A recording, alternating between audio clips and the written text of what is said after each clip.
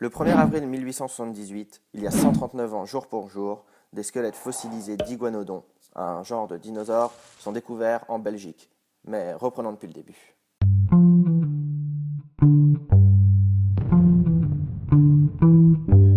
Même s'il y a eu quelques découvertes auparavant de morceaux de squelettes d'iguanodons, ce n'est qu'à partir de 1878 que l'anatomie du dinosaure devient claire. À Bernissart, en Belgique, plusieurs squelettes, complets pour la plupart, sont découverts complètement par hasard par des mineurs qui creusaient une galerie dans une mine de charbon.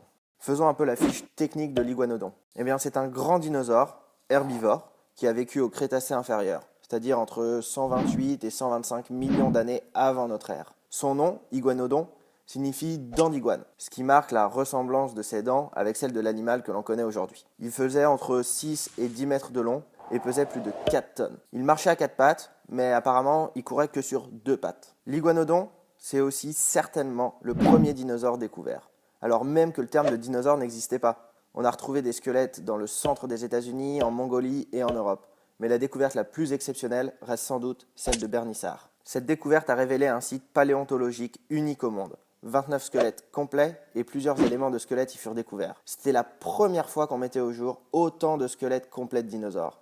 Ils sont aujourd'hui exposés, entre autres, au Muséum des sciences naturelles à Bruxelles. Mais afin de valoriser son patrimoine géologique et paléontologique, l'administration communale de Bernissart a créé le musée de l'iguanodon de Bernissart.